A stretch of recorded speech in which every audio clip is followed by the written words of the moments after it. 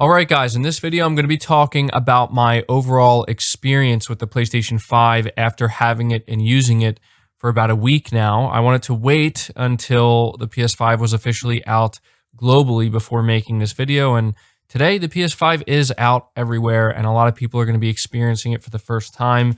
Unfortunately, not everybody's going to be able to get one, but just, hang in there. I'm sure at some point you will be able to get your hands on this console if you're trying to get it. But in the meantime, hopefully you can enjoy this video. I can tell you what I think about it. Does it live up to the hype?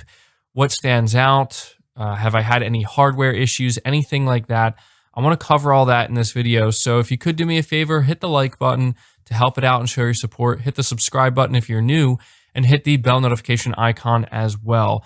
The first thing I want to let you know is that I personally, as of the time of this recording, have not had a single hardware issue or anything that could be considered serious with the PlayStation 5. I know that there are people who are saying that their consoles have been bricking, just shutting down and not turning back on. Some people are having this problem where if they put it in rest mode, it just causes a bunch of issues. The worst thing I've experienced so far after 1 week of use, of pretty heavy use, I'd say, is game crashes. And they're far and few in between. They don't happen that often. And to be honest, it's only happened with one game, and that is Call of Duty Black Ops Cold War. But ever since the console's been updated, I haven't had that issue. And so I feel as though it's important for me to kind of start this video out talking about that specifically, because there are a lot of people who are telling me that I'm avoiding talking about certain issues or whatnot. It's not necessarily that. It's just, as I explained in my last podcast, it's a new hardware launch. It's expected. The same can be said for the Xbox Series consoles.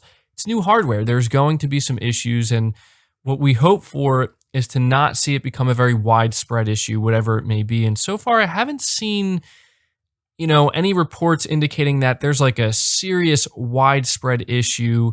There's clearly some people receiving some defective units, consoles that just are having more issues than others, but for me personally, it's been smooth sailing. Now, maybe I'll get really unlucky, and shortly after recording this video and uploading it, I'll go turn on my PS5 and I'll have a bunch of issues pop up out of nowhere. That would be really unfortunate, but so far, it's been treating me good. When it comes to the sound of the console as well, a lot of people were asking me, does it get loud? What about when you put discs in?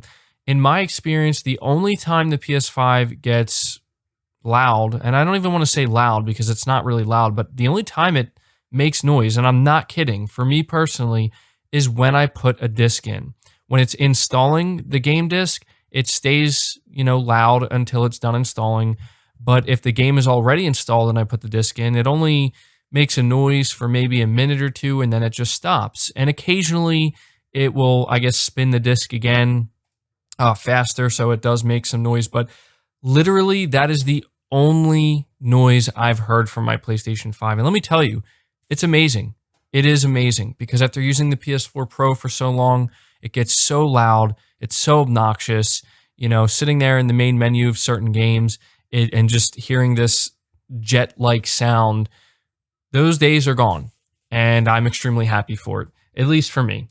Now, I've heard some people say that their consoles get loud or whatnot, but I don't know. Sometimes I do wonder, are people putting discs in and the disc is installing and people just hear that noise? And because it takes a couple minutes for it to install, maybe a little bit more than a couple minutes, maybe 20 to 25 minutes, some people think that that's just how loud it's going to be the whole time you use it. That's not the case, at least not for me. So I want to let you know about that as well when it comes to looking forward to the silence that the PlayStation 5 is going to offer. I've been playing Demon's Souls. I've been playing these AAA games, these very graphically demanding games.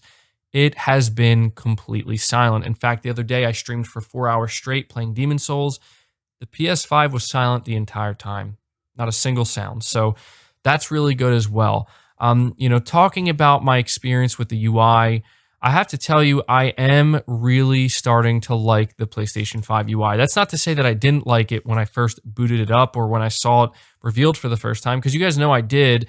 It's just because it's brand new, there's a lot of stuff that you have to relearn, right? You have to relearn how to use the UI, how to navigate it, finding out where everything is. And the most frustrating part for me personally is that right there, just relearning it, finding out where everything is, because I've had many times where I've just gotten so used to easily accessing certain settings right through the PlayStation 4's menu and UI, to where, since it's so different here, trying to find those same settings could become a little bit frustrating, because I'm just like, I don't know where anything is. But I don't hold that against the console. That's just literally on me. It's just part of the process. I'm sure anybody who has experienced a brand new UI at any point in their life knows what that experience is like. It can be a little bit frustrating in the beginning, but now that I've had more time with it and I'm getting more of a feel for it, I have to say it is turning out to be great. I do like the card system. I'm finding that the more I play games, like the more time I spend playing games, the more personalized these cards become and the more relevant they become. And I have referred to them a couple of times. I don't use it all the time, but I do find myself when I'm, playing a game, I'll just, press the PlayStation menu button and the cards will pop up, and there will be something there. I'm like, oh, okay, here's a couple trophies that I'm really close to earning, stuff like that. When it comes to game help, that's something I haven't really utilized yet. I've been playing Demon Souls on stream, but when I start to play it on my own, I will probably be referring to game help a lot more. Definitely going to need that. But overall, I really like what Sony's doing with the UI. I'm really glad that they chose to actually do something completely different, something that feels fresh. And even though there are those minor frustrations that come along with relearning a UI, it becomes like second nature the more you use it. And since I've had a week with the PS5, I've learned a lot about the UI. The PlayStation Store, that's something else as well. It is just so nice to be able to click on that store and boom, you're just right there. Everything's instantly loaded in. There's no waiting, there's no lag. And that's another thing about the UI in general, is it really is very fast. It's extremely fast and it's smooth, and I really like that. So it's going to be interesting to see how Sony continues to improve on the UI, because I really think that they've done a good job here, and it will be interesting to see what else they do with it. When it comes to the gaming experience on the PlayStation 5, the big thing, the thing that we're buying the console for, does it live up? Yes, 100% it does live up. And I have to tell you guys, like, I talked up Sony's launch lineup for the PlayStation 5 leading up to it, right? Leading up to the console actually launching. And I told you guys, like, to me, this is coming off as possibly the strongest launch lineup for a console ever. And I genuinely mean that. Like, I thought, maybe I'd be proven wrong by the time these games launch. Maybe it's not going to be as strong as I expected or kind of hyped it up to be. But now that I've had time with the console and I've been playing these games, it is incredible. It really is. Sony did a fantastic job with this launch lineup. Demon Souls easily is the standout game for me in terms of gameplay. Like, it's, people have been calling it the best launch exclusive for a console ever, and I agree with that 100%. Wholeheartedly. It's an amazing game. But Spider-Man Miles Morales, I talked about this a little bit on my podcast. When I booted that up for the first time, playing the first hour of it in the performance mode, that felt like the next-gen moment for me. It is absolutely insane to look at how good that performance mode is running at 4K 60. And even though it's a dynamic 4K, I literally couldn't tell. I was blown away by the level of detail, not only in Demon Souls, but especially in Spider-Man. Going back to 30 FPS is something I can't do. So if Sony ever releases an exclusive title that runs at 30 FPS, that's going to be an issue. And it doesn't seem like they're going to. It seems like going forward, the new standard is going to be 60 FPS no matter what.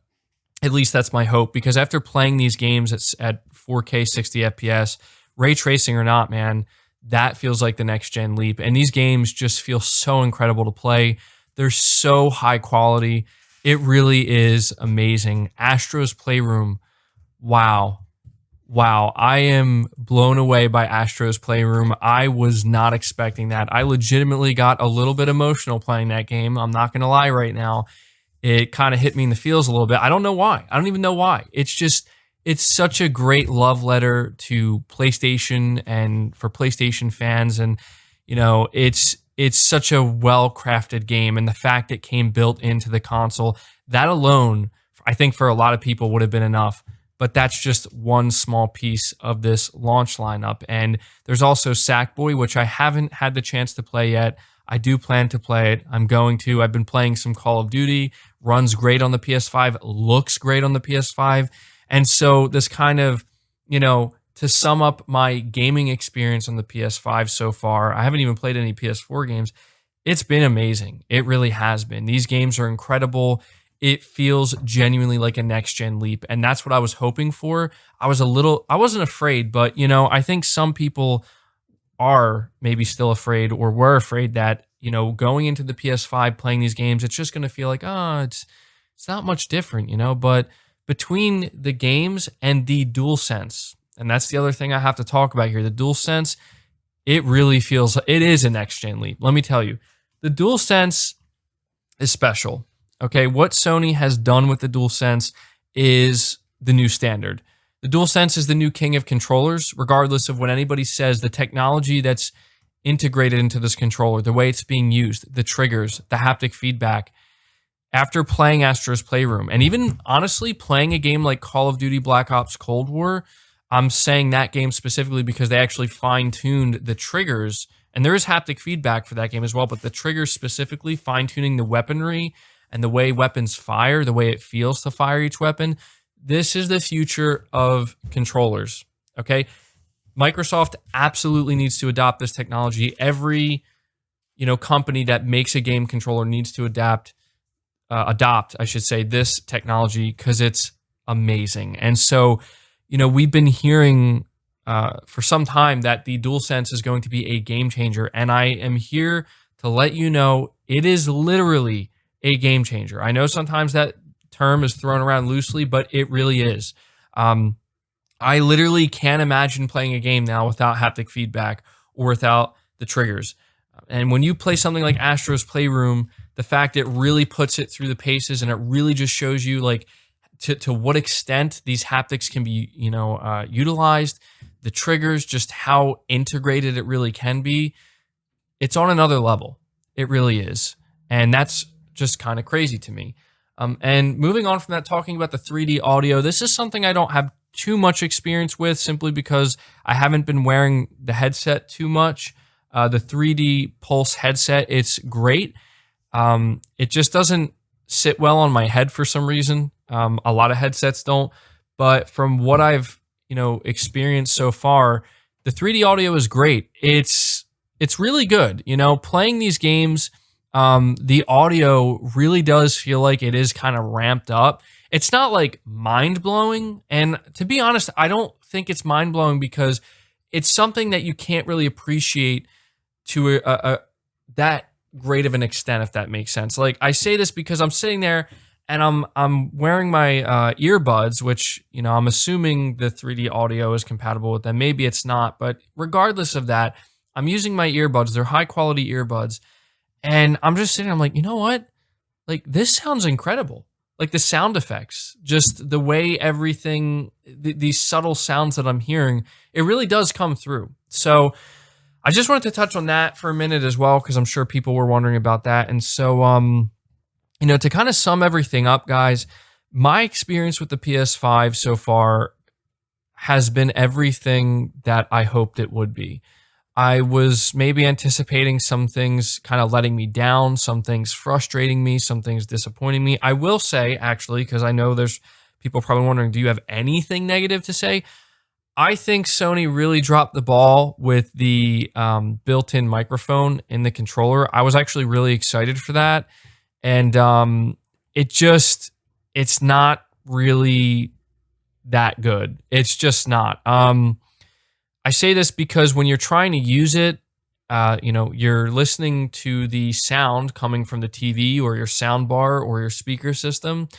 No matter what, it's always going to overpower the speaker that's built into the controller. And so what happens is it becomes incredibly difficult to hear what anybody's saying from the controller speaker, at least for me, in my experience. And it was really disappointing to me because I was like, oh, I really thought that was something I was going to be able to use from time to time if I don't feel like wearing a headset or something, but it's really not. And so I've had to either resort to wearing a headset anytime I'm trying to talk to somebody in a party chat or use an earbud or something. So that was a little bit disappointing me, but that's literally it as of right now. Everything else has lived up to my expectations or even surpassed my expectations. And this is exactly what I had hoped for. I really hoped that when I finally got the PS5, when I had time with it, I was going to be left feeling that this really does feel like a next gen leap, that buying the PS5 was worth it. And it's turned out to be more than worth it, especially now knowing that some multi platform games are actually running best on PS5. That's just crazy. So it just feels like even more added value there on top of what I'm already loving. And so my experience so far for the first week has been nothing short of incredible. I am genuinely enthralled with the PlayStation 5. I find it difficult to not sit down all day and just play on my PlayStation 5. Of course, I don't do that. That's not healthy, but I've been playing it a lot and I've been loving every second of it. And what's most exciting about this is literally just the beginning. This is literally just the beginning. It's only going to get better. And that is actually crazy to think. So, I got to say, man, I do not feel bad at all for hyping up the PS5 the way I have, for kind of going all in with it. In fact, I'm glad I did because I had a feeling that Sony was going to come through. And in my experience, they really have. They said that they believed in generations, and I know the whole cross-gen thing. But putting that aside, again, seeing Spider-Man Miles Morales, the way that game looks, knowing it's a cross-gen game, any fear I had about what cross-gen games could look like, at least from a visual standpoint, that's gone. That's completely removed. They said they believed in generations, and everything I've experienced going from my PS4 Pro to the PS5 has genuinely, truly felt like a generational leap. And I'm just really, really grateful that I was able to get a PS5. And I'm really grateful that Sony has, continued down this path when they could have done anything else at any time. They could deviate. They could, decide cloud gaming's more important, whatever it may be. Subscriptions are more important, but they stuck to what they do best, and that is delivering a traditional home console experience. And when people go out there and they're trying to get people to upgrade to the PS5, they want them more than anything to feel like it's a leap forward. It's not just a little step, it's a leap. And they did that. They did that. So leave your thoughts down in the comments below. Have you been using the PS5? If you have, tell me what your experience has been like. Let me know what you think about what I had to say about my experience with the PS5. So leave your thoughts down below. Leave it a like. Subscribe if you're new. Hit the bell notification icon and feel free to share the video out on top of all that. But until next time, guys, take care.